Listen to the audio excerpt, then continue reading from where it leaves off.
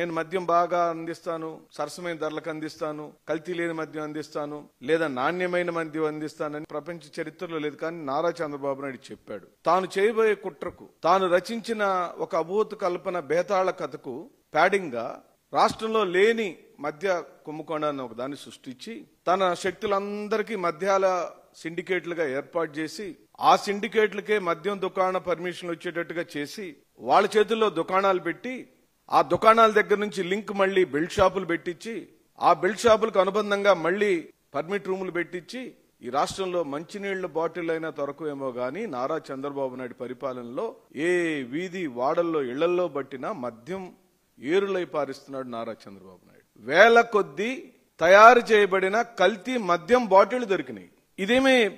దీంట్లో ఏమి మనం చెప్పడానికి సృష్టించడానికి మనమే కల్తీ మద్యం దొరికిందని రాష్ట్ర ప్రభుత్వం చెప్పింది.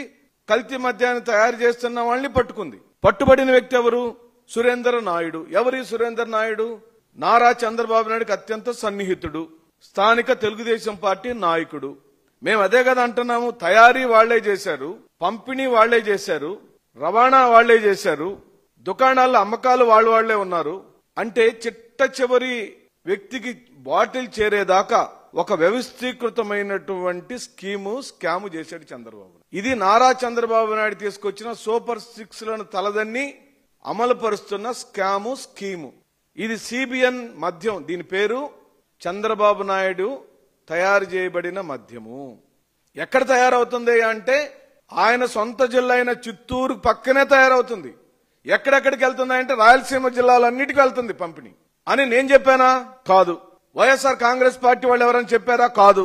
వైఎస్ఆర్ కాంగ్రెస్ పార్టీ వాళ్ళు పట్టించారా? కాదు. వైఎస్ఆర్ కాంగ్రెస్ పార్టీ వాళ్ళకి ఏమైనా దీనిలో సమాచారం ఇవ్వటం లేని సంబంధం కాదు. మీ పోలీసులు మీ ప్రభుత్వంలో ఈ రోజున మద్యం బాటిళ్లు దొరికినాయని, ఇంకా క్యాన్లలో ఉన్న తయారు చేయడానికి కావాల్సినటువంటి రా మెటీరియల్ వస్తువులన్నిటితో కొన్ని వేల లక్షల బాటిల్ తయారు చేయడానికి కావాల్సిన రా మెటీరియల్ ఉంది. ఇదే మేము మొదటి నుంచి చెబుతున్నాం. ఒక లేని మద్యం కుంభకోణాన్ని ఎందుకు తయారు చేశాడు? వైఎస్ జగన్మోహన్ రెడ్డి గారి కార్యాలయంలో పనిచేసే అత్యంత నీతివంతమైన సర్వీసులను ఇచ్చిన ధనుంజయ రెడ్డి గారు లాంటి వాళ్ళని, కృష్ణమోహన్ రెడ్డి గారు లాంటి వాళ్ళని, రాజకీయాల్లో కొన్ని విలువలతో బ్రతుకుతున్న మిథున్ రెడ్డి లాంటి వాళ్ళని, సేవా గుణాన్నే తన జీవితంగా మార్చుకున్న చెవిరెడ్డి భాస్కర్ రెడ్డి లాంటి వాళ్ళని ఎందుకు ఇరికిచ్చాడయ్యా అంటే, ఎందుకు జగన్మోహన్ రెడ్డి గారి ఆఫీస్ దాకా వచ్చాడు అనంటే తను చేయబోతున్న మహాకుట్రకి, తను చేయబోతున్న మద్యం వ్యాపారానికి, తను చేయబోతున్న కల్తీ మద్య పంపిణీకి ఈ ప్రభుత్వ ఆధ్వర్యంలో జరుగుతున్న మద్యం దుకాణాల కార్యక్రమం ఉండకూడదు. అదే ప్రభుత్వమే మద్యం అమ్మిందనుకోండి, కల్తీకి ఆవిష్కారం లేదు.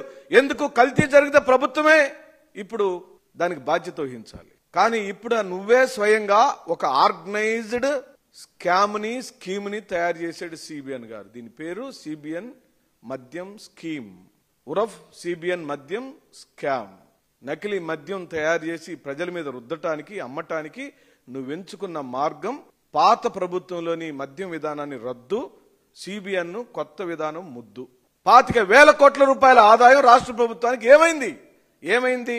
చంద్రబాబు నాయుడు గారి జేబులోకి, చంద్రబాబు నాయుడు గారి సమూహం జేబులోకి, ఈ రోజు పట్టుబడిన సురేంద్ర నాయుడు అనేటువంటి జేబుల్లోకి, ఆయన పైన అసెంబ్లీ స్థాయి నాయకుడి యొక్క జేబులోకి, ఆయన పైన మంత్రి స్థాయి యొక్క జేబులోకి, ఆయన ఆ మంత్రి మీద చంద్రబాబు నాయుడు అనునాయుల యొక్క జేబులోకి వెళ్లిపోయింది.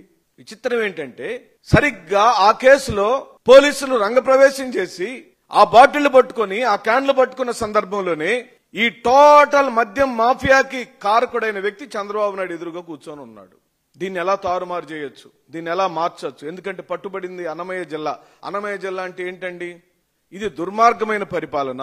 ఇది ప్రజలకు నాణ్యమైన మందు అందిస్తానని చెప్పటమే దుర్మార్గం. మందు మానేయమని చెప్పాలా? ఎవరైనా, ఏ ముఖ్యమంత్రి అయినా, ఏ ప్రజా పరిపాలకుడైనా, ఎవరైనా ప్రజలను పరిపాలించాలని కోరుకునే ఎవరైనా సరే మద్యం తాగవద్దు, మద్యం తాగితే నీ కుటుంబం చిన్నాభిన్నం అవుతుంది, నీకు వచ్చే అరాకొర ఆదాయం అంతా పోతుంది, నీ బిడ్డలకు అన్యాయం జరుగుతుంది అని చెప్పాల్సిన పాలకులు నాణ్యమైన మందు అందిస్తామని చెప్పటమే దుర్మార్గం.